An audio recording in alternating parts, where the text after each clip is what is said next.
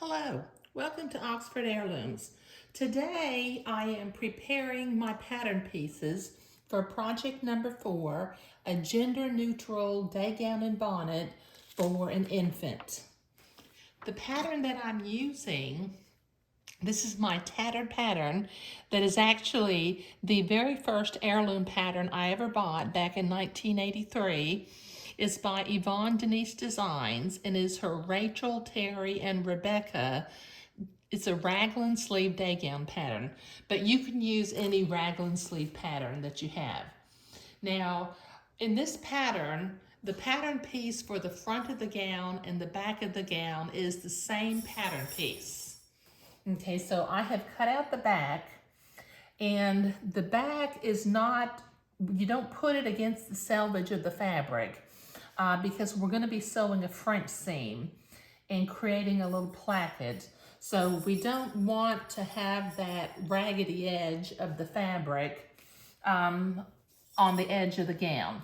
Now there's a mark, 4 inches from the top of the gown that represents where the placket is going to stop and where our French seam will go to on the back. So I have transferred that pattern marking. I think you just saw my dog. Say, hey, Sadie. Okay.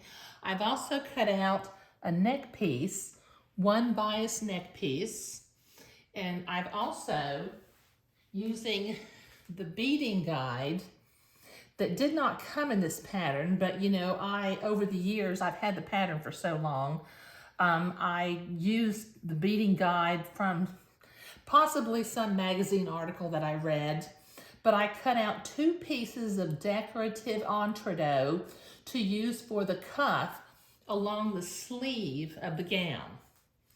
I've got my 2 sleeve pieces. Now, since my front piece and my back piece are the same pattern piece, this sleeve is symmetrical, so I don't have to mark back on one side of the pattern.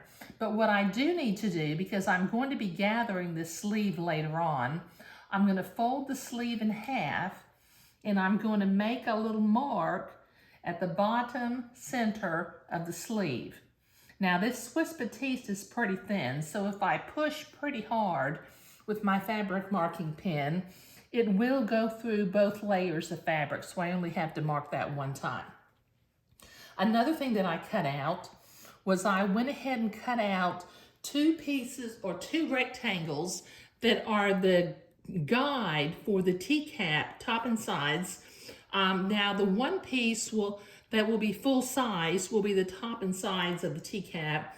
The other piece I'm going to cut in half, and it will turn out to be my back of the T-cap. Okay, so I'm going to put these aside for just a minute.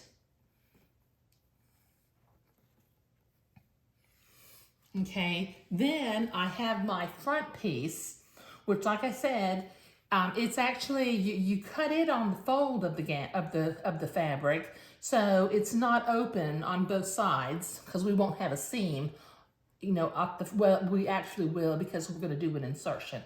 But what I'm going to do eventually is I'm going to insert a fancy panel along the front of this gown. So I have made a mark at the top center and the bottom center of this gown, and using my friction erasable pen, the only reason I use the friction pen for this is because it gives a finer line.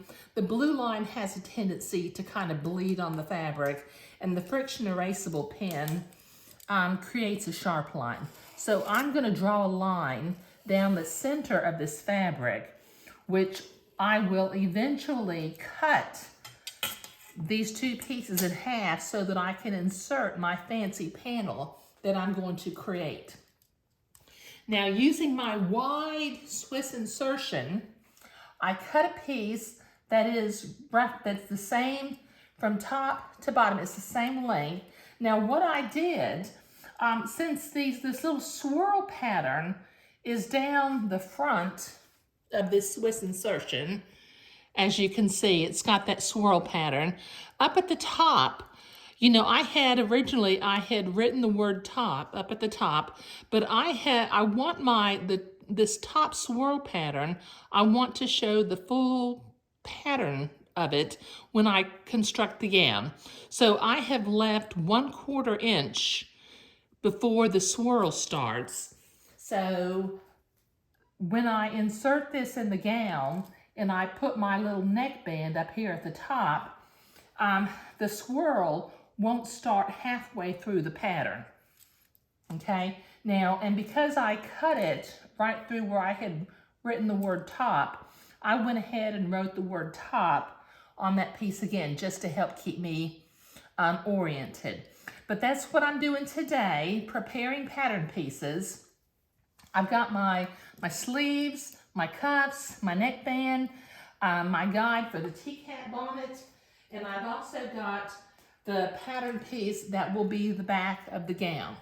Okay, and once again, this is just a raglan sleeve pattern, and the one that I'm using is Rachel, Terry, and Rebecca by Yvonne, Denise Designs, but I think I mentioned in video 1, Old Fashioned Baby has a raglan sleeve pattern also that you can use. But that's what I'm doing today. Well, never mind.